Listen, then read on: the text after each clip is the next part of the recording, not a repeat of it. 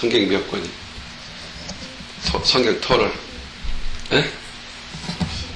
66권. 그러면 구약은 몇 권? 39권. 신약은? 저 구구단에서 3, 9, 27. 예? 그럼 왜 뭐라고 그러죠? 구약은 39, 신약은 27. 오케이.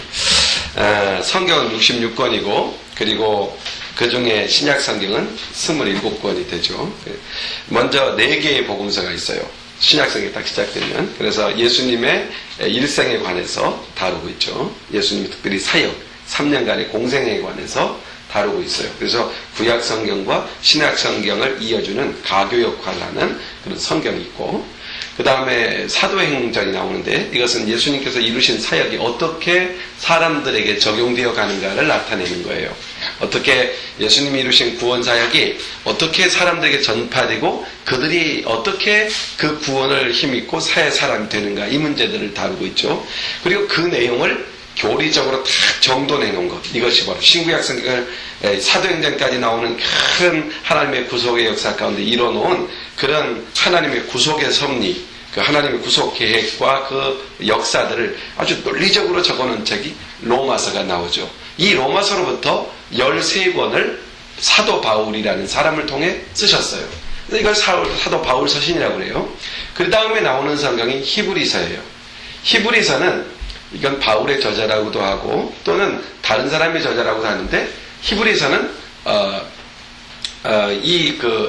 성도된 우리가 그리스도의 사람으로 변화된 그리스도의 사람들이 이 땅에 어떤 모습으로 살아가는가, 어떤 모습으로 있는가, 예수 이름을 가진 자들의 그 영광스러움을 드러내는 그런 책이기도 하죠. 그리고 나서 나오는 그 성경, 베드로 전후서, 또 유다서, 그리고 야고보서, 이런 성경을 가리켜서 이제 공관복음이라고 그래요. 공관복음이 아니고 일반 서신 또는 공동 서신, 이런 말을 써요. 그 말이 무슨 얘기냐면 이런 얘기예요. 그 당시 교회들이 많이 흩어져 있었잖아요. 소아시아 지역에 흩어져 있었어요. 근데 이 편지는, 특별히 베드로 서신과 같은 이 편지는 한 교회에게 보낸 게 아니라 전체 교회들에게 보내진 편지들이에요. 그래서 공동서신이라고도 하고 일반서신이라고도 이렇게 표현을 합니다. 근데 특별히 오늘 읽은 베드로 전서를 읽었잖아요. 베드로 전서의 내용을 쭉 보면은 박해받는 신자들의 모습들이 나타나죠. 그리고 그들을 위로하고 격려하고자 쓴 책이 베드로 전서예요. 그러니까 베드로 전서를 읽으면서 뭘 발견할 수 있어요? 박해받고 고난당하고 고통당하는 사람을 하나님께서 어떻게 위로하시는가 하는 내용을 다루고 있습니다. 그래서 이 베드로 서신에 보면은 1장부터 쭉 이제 여러 가지 시험을 받으나 이런 표현이 나오고요. 또 3장에 가서도 그리스도인들이 외면을 당하고 버림을 받고 또 비방을 받고, 또 4장 이후에 넘어가면은 불같은 시험을 당하고 이런 시험들이 당해요. 그러니까 엄청난 고통을 당했다는 얘기예요. 그러니까 이 내용은 전체 교회를 대상으로 하는 걸 보면은 그 당시 복음이 막 전파되었고 복음이 아주 왕성하게 전파되기 시작한 어디입니까? 로마 지역을 대상으로 한 편지이기도 했던 것이죠. 로마 당시 로마 시대를 보면은 초창기에는 기독교를 유대교와 함께 그냥 종교, 일반 종교로 그냥 수용하는 입장을 취했던 것을 보여요. 로마 아주 초기에는. 그래서 그런데 문제는 뭐냐면 기독교와 유대교를 거의 동일시해 오는 그런 같은 데서 출발했다고 여겨서 그런지 로마 기독교는 유대교 중에 한 분파다, 이런 인식이 참 강했어요.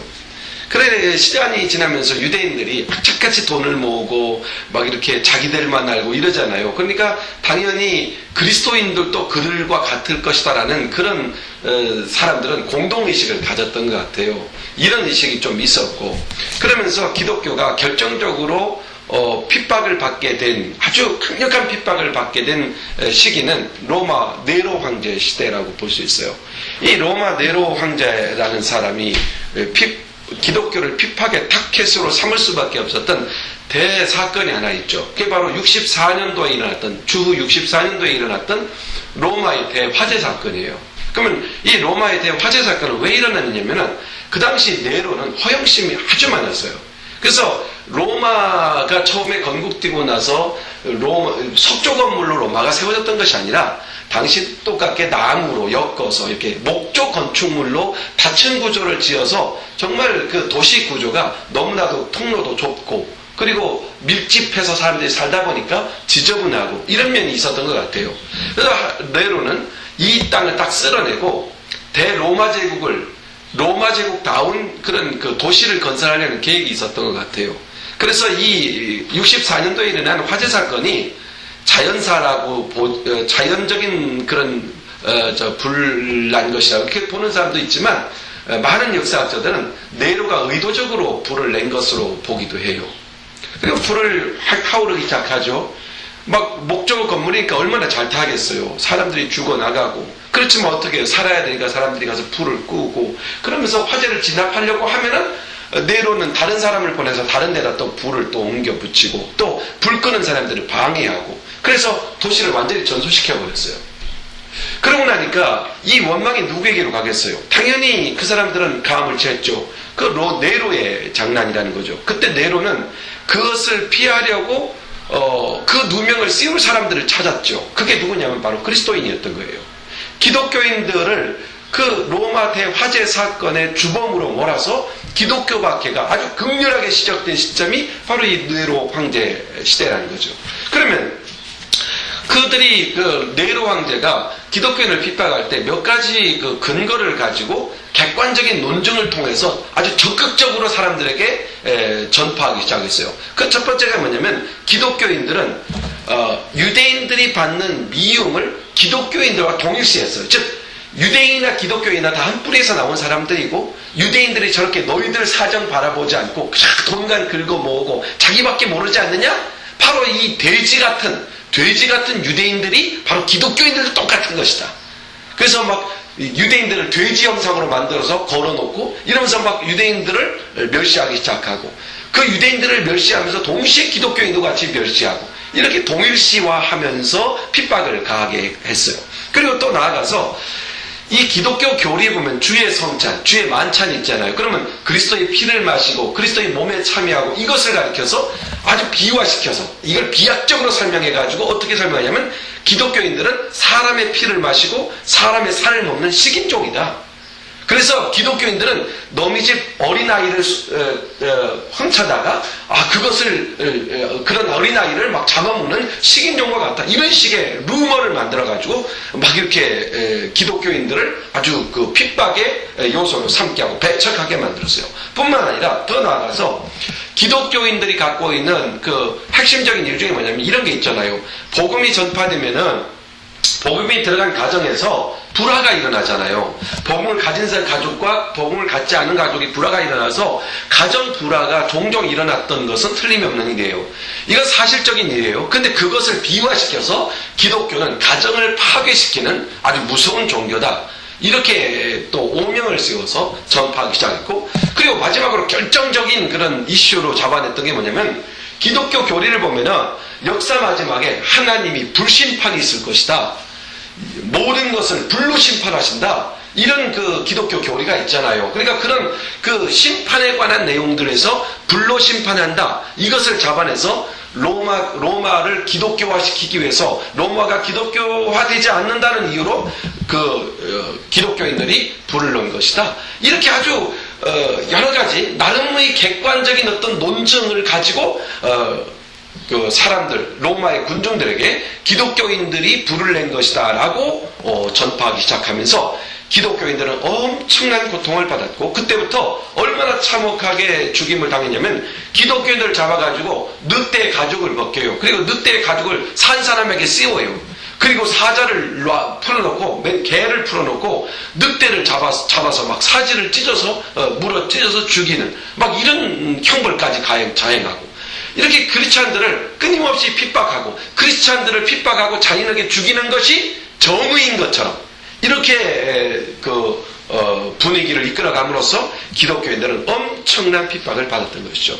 이런 배경을 가지고 쓰여진 성경책이 바로 베드로전서입니다. 이 베드로는 이 같은 상황에 있는 독자들에게, 말씀을 듣는 사람들에게,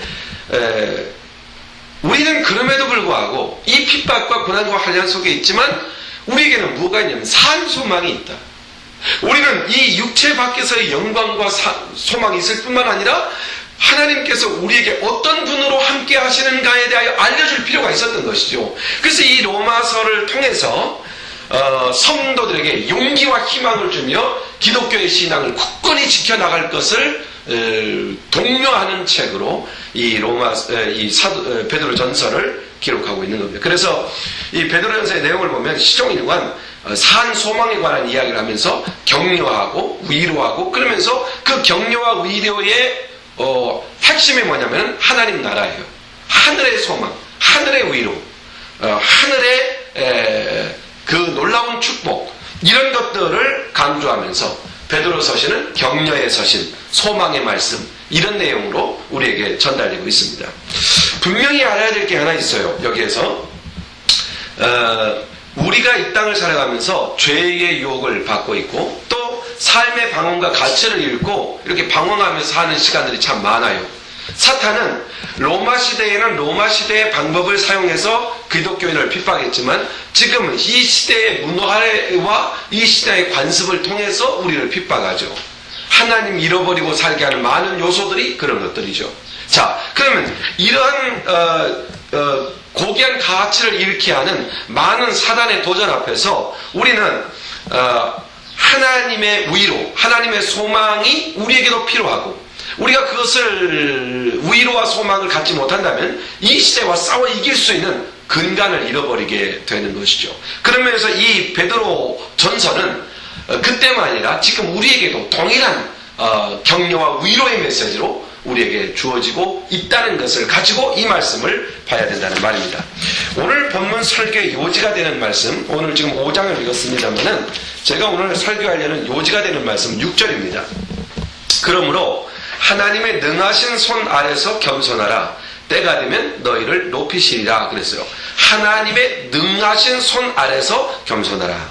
그럼 여기 보면 하나님의 능하신 손이 나오죠. 하나님의 능하신 손. 이 손이라는 말이 성경에 참 많이 나옵니다. 하나님의 손, 손이라는 말이 신구약 성경을 토탈해서 1411번이나 반복되고 있어요. 그러니까 이 손이라는 말이 성경에서 상당히 중요한 용어로 사용되고 있다는 걸 알 수 있죠. 근데 실제로 하나님께서 우리 인간을 만들었죠.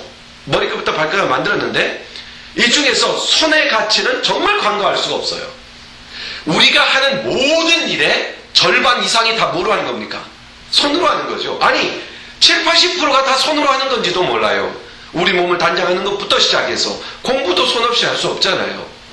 그렇게 이 손이 하는 일은 정말 대단히 많아요. 그런데 이 손을 가지고 인간들이 한 일은 뭡니까? 아담이 처음에 손으로 한 일이 뭡니까? 하나님 앞에서 악행을 저지르면서 한 일은 사과를 따먹은 일, 선악과를 따먹은 일이죠. 또 가인 같은 경우는 그 손으로 아벨을 쳐 죽이는 일을 했죠. 또 반면에 다윗과 같은 사람은 어떻게 합니까? 그 손으로 물맷돌을 잘 다듬어서 그 물맷돌로 골리앗을 쳐 부수기도 해요. 또 아론과 같은 사람은 이 손을 들어서 이스라엘 백성들을 축복하고, 또 모세는 손을 들어 앞으로 내밀 때 홍해가 갈라지는 그런 역사들이 나타나죠.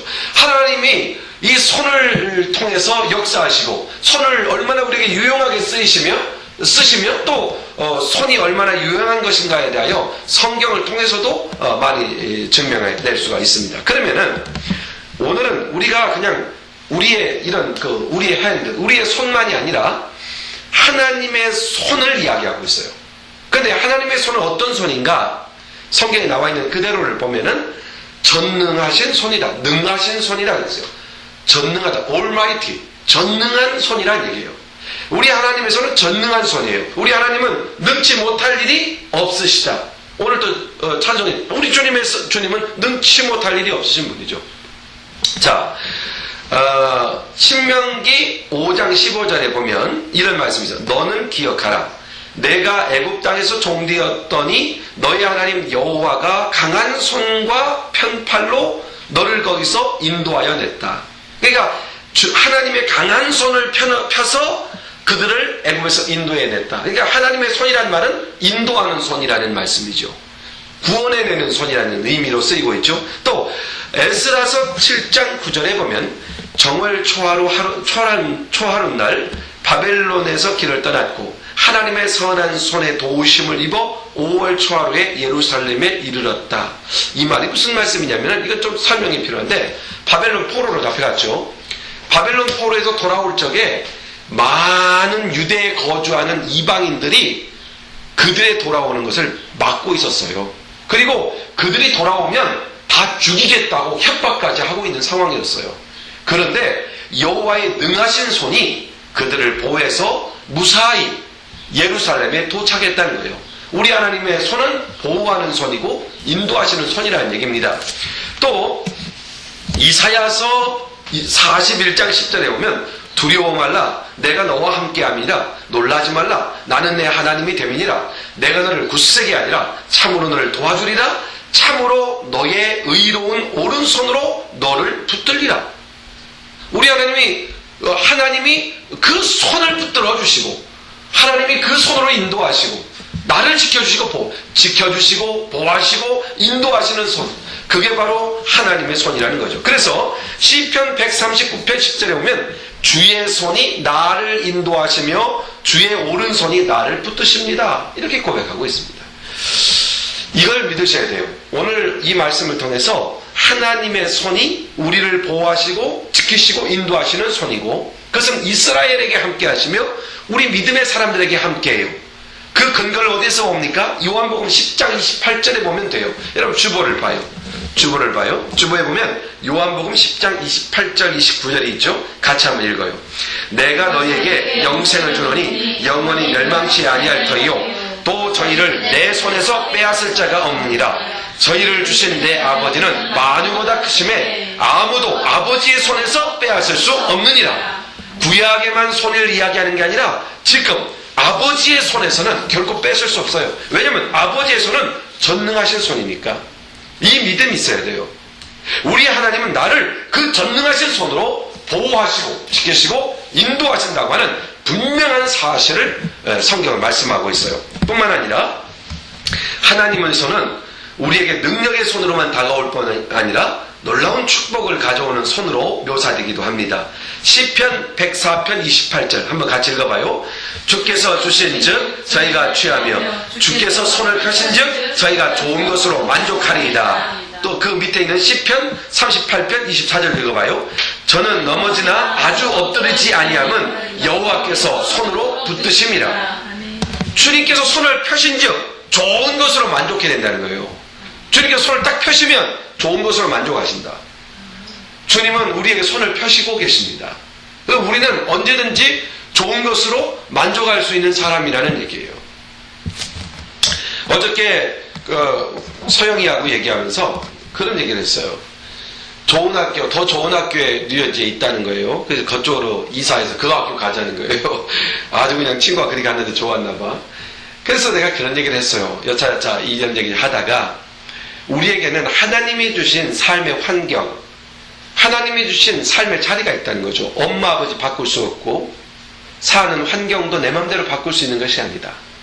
더 좋은 것을 바라는 게 아니라 지금 주신 것들을 좋은 것으로 받아들이면 그게 나의 탄탄한 받침이 되어서 나는 그 위에 설 수 있지만 지금 내게 준 것들을 배척하거나 싫어하거나 부인하거나 거부하거나 더 좋은 것 때문에 그것을 소외하면 나는 그 속에 파묻혀서 그 환경에서 딛고 일어설 수가 없게 된다.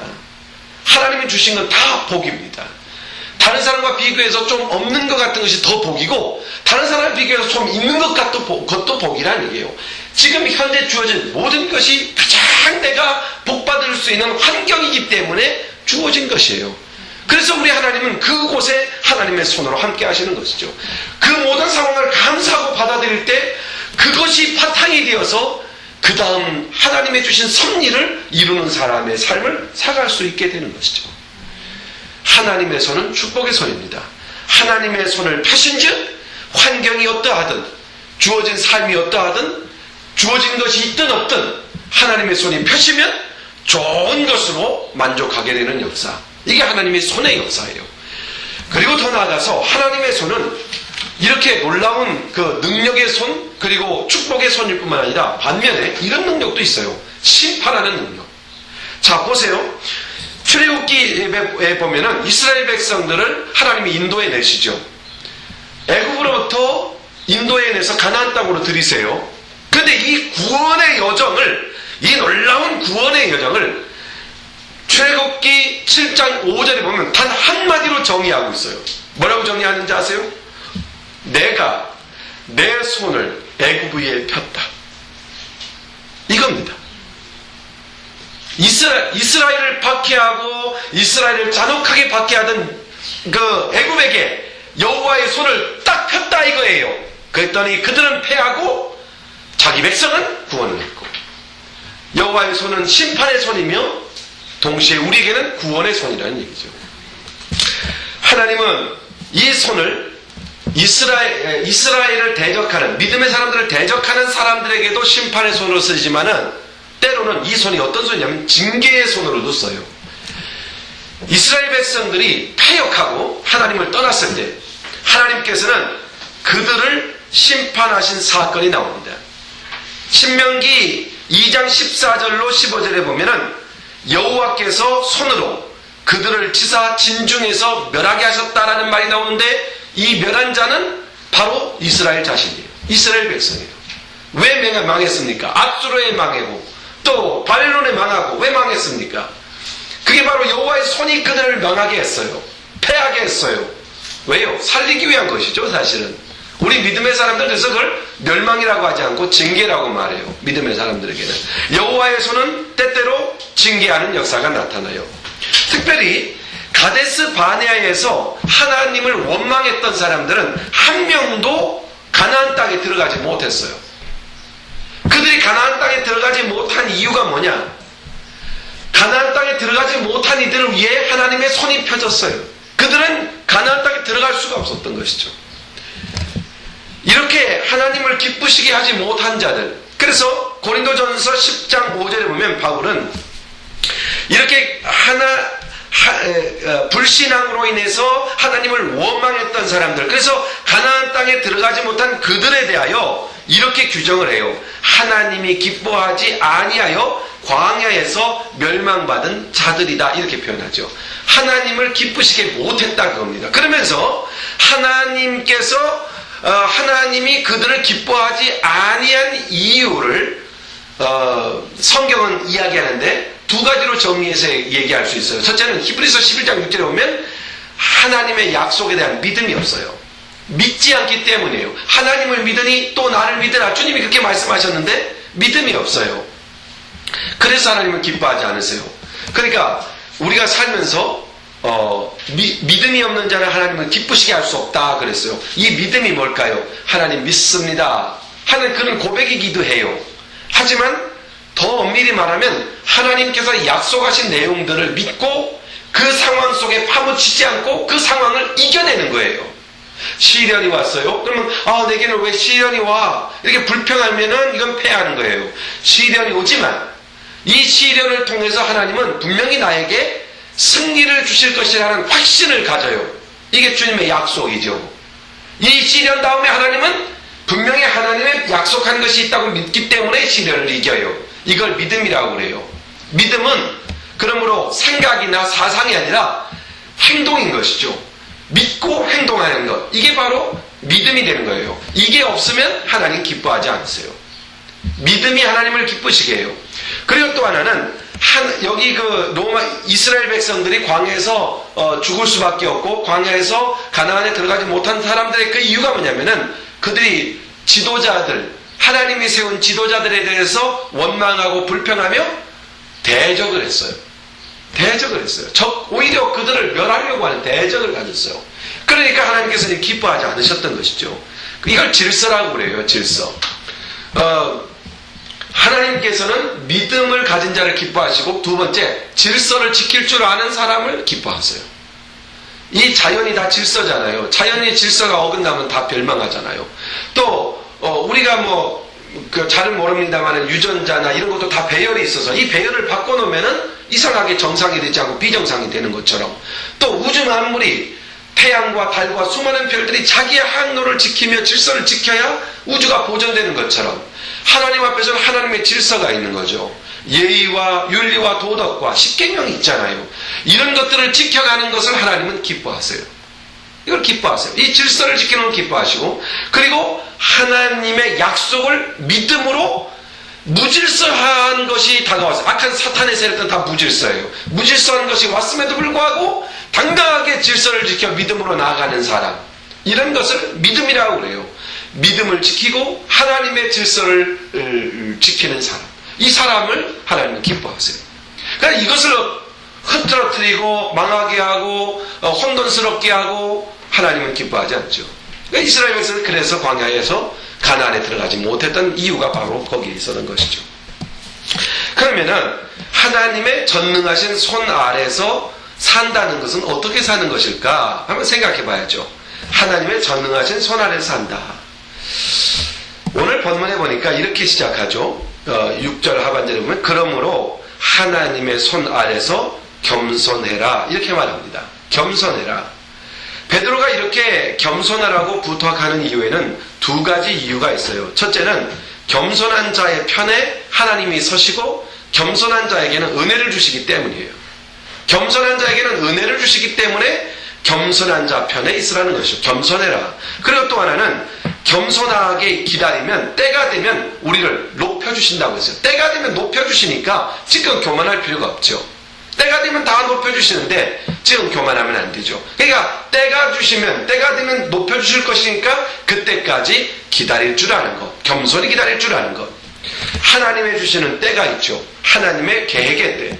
그러므로 무엇이든지 조급하게 생각하면 안 돼요. 대표적인 인물을 하나 거론하라고 한다면 요셉을 들 수 있잖아요. 요셉이라는 사람은 일찍 어머니를 잃었죠. 어머니가 돌아가셨어요. 그리고 형제들의 미움을 샀죠. 형제들에 의해서 구덩이에 버림을 당했고, 나중에는 이스마엘 사람 미디안 상인에게 노예로 팔리죠. 보디발의 집에 노예로 들어온 이후에도 모함을 당해서 감옥에 갇혀요. 수년간 감옥에 갇혀 있었어요. 억울한 일이죠. 감옥에 갇혀 있었어요. 아무 소망이 없어 보였어요. 근데 거기서 술 맡은 관원장을 만나잖아요. 그에게 꿈을 해몽해 주면서 야, 이제 찬스가 왔구나 생각했는데 술 맡은 관원장도 요셉을 잊어버렸어요. 이제는 희망이 없는 거죠. 그러나 하나님의 때가 왔을 때 그를 하나님께서 높이시고 그를 하나님이 사용하시죠. 하나님의 때까지는 기다리는 법을 배워야 되죠. 이 기다림이 뭡니까? 겸손입니다. 겸손한 사람은 기다릴 줄 알지만 교만한 자는 기다리질 못하죠. 그러므로 하나님 앞에서 겸손해라, 이렇게 말씀하는 거예요. 겸손해라. 하나님 앞에서 겸손해라. 하나님께서 때를 기다려라. 그런 의미가 되는 겁니다. 그리고 하나님 앞에서 전능하신 하나님의 손 아래에 살아가는 삶의 모습, 첫 번째가 뭐예요? 겸손하게 기다리는 거죠. 겸손한 마음. 그리고 또 하나는 7절에 보니까 너희 염려를 다 주께 맡겨버리라 그랬죠. 맡겨버려. 어떻게 버리느냐? 염려가 이렇게 들어오면은 이 염려는 염려하지 말아야지. 그러면은 염려가 잠자코 쭈그리고 앉는 게 아니라 다시 일어나서 또 염려하게 만들어요. 그래서 염려를 다 버리라 이렇게 표현해요. 버리라는 말에 헬라어를 찾아보면은 높은 언덕 위로 가져와서 절벽에다가 염려를 불러서 떨어뜨려 버려라. 다시는 염려가 기어 올라오지 못하게. 그러니까 염려는 그렇게 잘라버리라는 얘기예요. 염려는 우리 주님이 하신 말씀도 그랬잖아요. 염려하지 말라 그랬잖아요. 염려하지 말라. 그러니까 염려를 다 그냥 그럼 굴려버린다, 맡겨버린다. 굴려버린다는 건 뭐예요? 그 염려를 해결할 수 있는 분이 누구란 걸 믿어야 돼요? 하나님이시라는 걸 믿어야 돼요. 그리고 그 하나님께 이 염려를 딱 맡겨놓는 거죠. 응? 내가는 해결할 수 없는 염려가 내게는 큰 짐이지만 주님에게는 아무것도 아니에요. 그래서 굴러버리라. 다시금 돌아올 수 없게끔 그냥 던져버리라. 이 말은 멀리 던지라는 그런, 우리가 던질 능력이 어디 있어요. 그냥 그 염려를 예수님께 딱 맡겨버리라는 얘기예요. 그 부분은 염려가 딱 와요. 그러면 주님 이건 맡아주세요. 얘기하면 끝나는 거예요. 막 괴로움과 근심이 막 밀려와요. 주님 이 부분을 주님께 맡깁니다. 그리고 저는 지금 주어진 일을 충실히 하겠습니다. 이겁니다. 이렇게 맡겨버리라. 주님께 맡겨버리라. 이게 바로 주님의 능하신 손 아래서 살아가는 삶의 방법이죠. 그럼 왜 주님께 이 염려를 맡겨야 되냐면요, 염려를 내가 해서 해결될 수 있는 게 없으니까. 또 주님께 맡기면 주님께서 그걸 권고하신다고 말씀하잖아요. 이 권고한다는 것은 주님께서 그것을 책임지신다는 얘기예요. 책임져서 해결해 가신다는 얘기예요. 어린 아이들의 문제는 어른이 해결하지만 인생의 문제는 주님밖에 없다는 걸 알고 저쪽으로 맡기는 이런 삶, 이게 바로 주님의 손 아래 살아가는 방법이고, 그리고 하나 더 생각해봐요. 주님 손 아래서 살아간다, 전능하신 손 아래서 살아간다, 이 말은 믿음을 굳게 해서 믿음으로 사는 거예요. 여기 9절에 보면 너희는 믿음을 굳게 하여 저를 대적하라. 이는 세상에 있는 너희 형제들도 동일한 고난을 당하고 있는 줄 알미니라. 세상에 있는 믿음의 형제들이 고난당하지 않는 사람이 없다. 다 믿음의 사람들 다 고난당한다. 그러니 믿음을 굳게 해라. 그래서 믿음으로 그 모든 것을 그 집들을 대적하며 나가라. 믿음을 더욱 강하게 해야 돼요. 염려, 근심, 어떤 상황, 환난, 또는 내게 감당하기 어려운 문제들, 이런 것들이 왔을 때 그것들에게 굴복하지 말고 당당히 맞서라는 거죠. 어려움이 왔다, 어떻게 피할까를 생각하지 않고 싸워서 이기라는 얘기예요. 전투적이어야 한다는 얘기예요. 믿음에 굳게 서서, 이 말은 믿음으로 굳게 선다는 말은 싸워서 이긴다는 거예요. 강한 군사가 된다는 거예요. 그러니까 앞에 흉배를 달고 갑옷을 입고 투구를 쓰고 이 전투 구두화를 신고, 그리고 당당히 창을 들고 칼을 빼들고 나가서 싸우는 거, 이게 뭐예요? 이게 믿음이라는 얘기예요. 고난아 와라, 어려움이 와라, 나는 정면에서 그것을 돌파해 가겠다는 것이죠. 고난은 반드시 이기게 돼 있어요. 고난은 이기게 돼 있어요. 그런데 고난과 싸우지 않으면 고난에 지는 거예요. 바로 그걸 이야기하는 거죠. 고난은 반드시 이기게 돼 있어요. 시련도 반드시 이기게 되었어요. 이게 바로 그리스도인에게 준 약속이에요. 그리스도인은 반드시 이겨요. 그러려면 어떻게 돼요? 견뎌야 되고, 어떤 때는 싸워야 돼요. 그렇죠. 그게 믿음이라는 것이죠. 욥은 말하기를 인생은 고난을 위해서 났다. 얼마나 고난이 인간에게 피할 수 없는 것인가. 어느 식기록에 그런 말이 있어요. 세상에 바람이 없는 곳이 있는가. 그리스도인이 사는 곳에는 시련이 있다. 이런 말을 하는 걸 들었어요. 그처럼 고난은 이 땅에 살아가는 데 있어서 어떤 의미, 이런 거죠. 내가 고난이 온다, 이 말은 내가 살아있다는 증표라는 거예요. 그리고 고난이라고 하는 것은 어떤 의미에서 내게 사명이 주어졌다고 하는 어떤 증거이기도 하다는 거죠. 시련과 고난이 닥쳐왔을 때 우리는 오히려 그것을 내가 살아있는 증거로 삼고, 살아있다고 하는 그런 이 어떤 징표로 삼고, 시련과 고난이 왔을 때 내게 사명이 주어졌다고 하는 증거로 삼아서 아주 당당하게 이 고난 당하는 것을 영광스럽게 대면해 갈 수 있는 그런 마음을 가져야 된다는 거예요. 그러면은 사명이 보이고 삶의 목적이 아주 선명해져서 그 삶이 가치 있게 된다는 얘기예요. 하나님의 능하신 손 아래서 산다, 이 뜻이 뭐라고요? 정리 한번 해봐요. 하나님의 능하신 손 아래서 산다는 것은 겸손하게 사는, 하나님이 나의 능력이 되시고 나의 인도자고 나의 보호자고 나를 지키시는 분이라는 걸 믿기 때문에 겸손히 기다릴 줄 아는 거. 하나님의 능하신 손 안에 산다는 것은 하나님 앞에 모든 염려를 다 맡겨버리고 사는 것. 그리고 하나님의 능하신 손 안에 산다는 것은 하나님을 믿는 믿음으로 굳건히 서는 것. 어떤 상황이든 굳건히 서는 것. 그렇게 하나님의 능하신 손 안에 살아갈 때 우리는 어떤 삶의 결과를 가져올 수 있을까요? 10절에 보면 그 말씀이 나옵니다. 10절은 같이 한번 읽어봅시다. 모든 10절 말씀 시작. 모든 은혜의 하나님 곧 그리스도 안에서 너희를 부르사 자기의 영원한 영광에 들어가게 하신 이가 잠깐 고난을 받은 너희를 친히 온전케 하시며 굳게 하시며 강하게 하시며 털을 견고케 하시리라. 아멘. 그러니까 하나님의 능하신 손 안에서 산다는 게 뭐예요? 어떻게 시작하죠? 모든 은혜의 하나님. 그러니까 능하신 손으로 베푸시는 그 하나님의 은혜로 살아가는 것이다 이거죠. 은혜로 산다. 은혜가 뭡니까? 은혜는 하나님의 자녀로 우리를 부르신 거예요. 그리고 또 하나님의 자녀로 살게 하시는 거예요. 또 하나님의 자녀답게 살도록 보호하시고 지켜주시는 거예요. 그리고 하나님의 자녀가 영원히 살 곳이 어딥니까? 하나님의 나라잖아요. 그 하나님의 나라로 인도해 가시는 거예요. 이게 바로 은혜예요. 하나님의 놀라우신 은혜가 우리를 떠나지 않아요.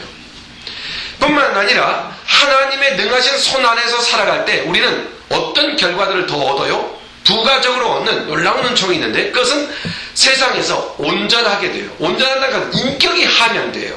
사람들이 부러움을 살 만한 그런 인격적 존재가 돼요. 온전하게 되고, 그리고 굳게 하세요. 굳고 강하다. 이 말은 뭡니까? 아주 그 사람의 주어진 일들을 능히 감당할 수 있는 강한 하나님의 사람.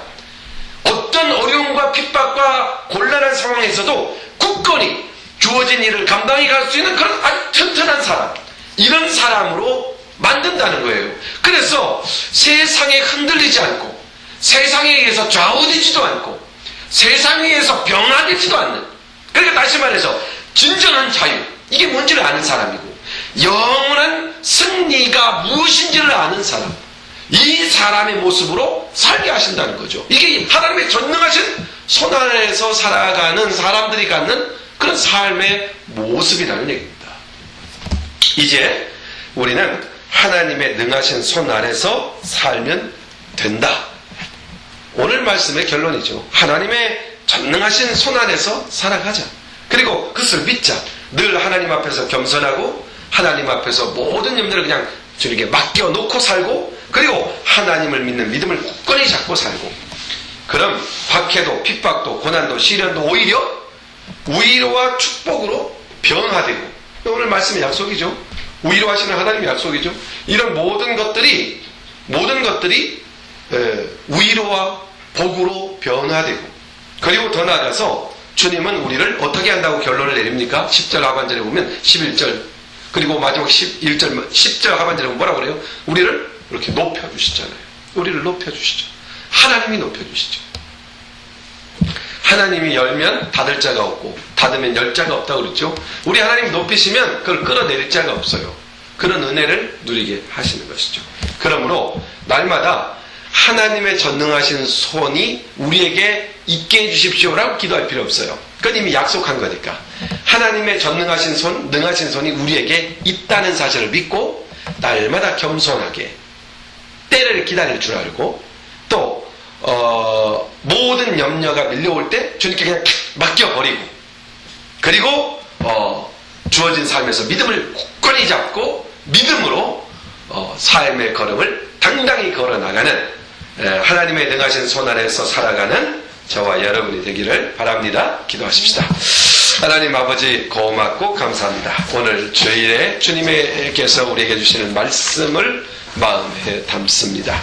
하나님 아버지, 전능하신 하나님의 손, 전능하신 하나님의 능하신 손 아래 우리가 살고 있음을 믿고 어떤 상황에서든지 염려와 근심을 내어버리고 오직 겸손히 주님의 때를 기다리며 믿음으로 굳건히 삶을 살아가는 우리 모두의 삶이 되게 하여 주옵소서. 예수님의 이름으로 기도하옵나이다. 아멘. 아멘. 우리 찬송가